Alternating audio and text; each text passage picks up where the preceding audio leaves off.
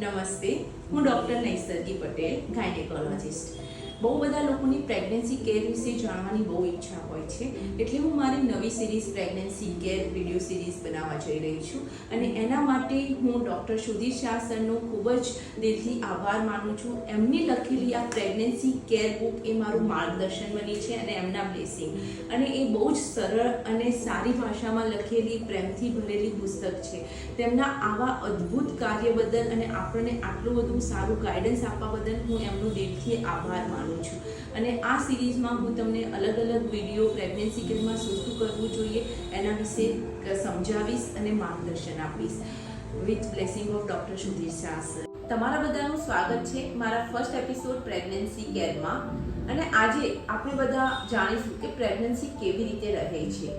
સૌપ્રથમ પ્રેગ્નન્સી વિશે અને અન્ય કોઈ પણ વાત જાણતા પહેલા પ્રેગ્નન્સી કઈ રીતે રહે છે એ જાણવું બહુ જરૂરી છે. તો આ અંગે અમુક જરૂરી માહિતી મેળવીને આવશ્યક છે. સો પ્રેગ્નન્સી રહેવા માટે પુરુષના શુક્રાણુ એટલે કે સ્પર્મનું સ્ત્રીના અંડબીજ સાથે મિલન થવું બહુ જરૂરી છે. ત્યારબાદ જ્યારે શુક્રાણુ દ્વારા ફલિત થયેલ અંડબીજ ગર્ભાશયમાં તેની જગ્યા ઉપર સ્થાપિત થાય છે ત્યારે પ્રેગ્નન્સીની શરૂઆત થાય છે. અને આ પ્રક્રિયા પૂર્ણ થયા બાદ લગભગ 2 થી 3 અઠવાડિયા જેટલો સમય લાગે છે.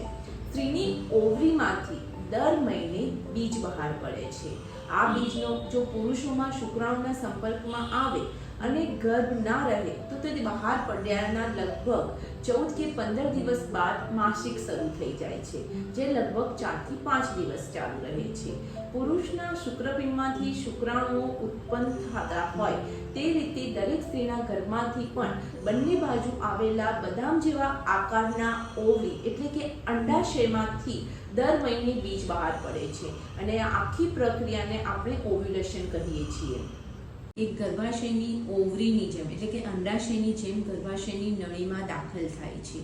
અને આમાં સ્ત્રી પુરુષના એટલે કે કપલના મિલન દરમિયાન બહુ બધા શુક્રાણુઓ ગર્ભાશયના મુખમાં એટલે કે સર્વિક્સમાં ભેગા થાય છે. આમાંથી આ જે શુક્રાણુઓ છે એ ગર્ભાશયના મુખમાંથી પ્રવેશ કરે છે અને ફેલોપિયન ટ્યુબમાં જાય છે. ત્યાં એમાંથી એક શુક્રાણુ સ્ત્રીબીજ સાથે સંબંધ કરી અને એ ફર્ટિલાઇઝ થવામાં સફળ પામે છે, જેને ફર્ટિલાઇઝેશન પ્રોસેસ કહેવામાં આવે છે. અને એના કારણે ફર્ટિલાઇઝ બીજ બને છે અને એને ગર્ભધાન કહેવામાં આવે છે. હવે આ બીજ અને શુક્રાણુઓની ક્ષમતા કેવી છે એના ઉપર ગર્ભધાન અને તેનો આધાર રહેલો હોય છે કે કેટલું સક્સેસ થાય છે. મહત્વના મુદ્દાઓ જે ગર્ભધાન બાબતે જાણવા આવશ્યક છે, જેવી રીતે કે ઓવરીમાંથી માસિક આવવાનું હોય એના 14 દિવસ પહેલાં તે બીજા બીજ બહાર પડે છે અને જે લગભગ 24 થી 36 કલાક સુધી જીવિત રહે છે, જેથી આ સમયે બાળક ઈચ્છતા પતિ પત્નીનો બહુ અગત્યનો સમય છે. એ જ રીતે પતિના શરીરમાં રહેલા શુક્રાણુઓની જિંદગી પણ 24 થી 72 કલાકની હોય છે અને એના પછી એ સફર કરી શકતા નથી. આથી જે સમયે બીજ બહાર પડે છે તે 2 દિવસ આગળ તેમજ 2 દિવસ પાછળનો સમય ગર્ભધાન માટે ખૂબ જ અગત્યનો છે, જેને ફર્ટિલાઇઝેશન પીરિયડ કહેવામાં આવે છે. સામાન્ય રીતે માસિક શરૂ થયાની તારીખના 12મા થી 18મા દિવસ સુધીનો સમય ગર્ભધાન માટે અગત્યનો ગણવામાં આવે છે. તો આ બધા મુદ્દા પણ યાદ રાખવા અને સમજવા બહુ અગત્યના છે.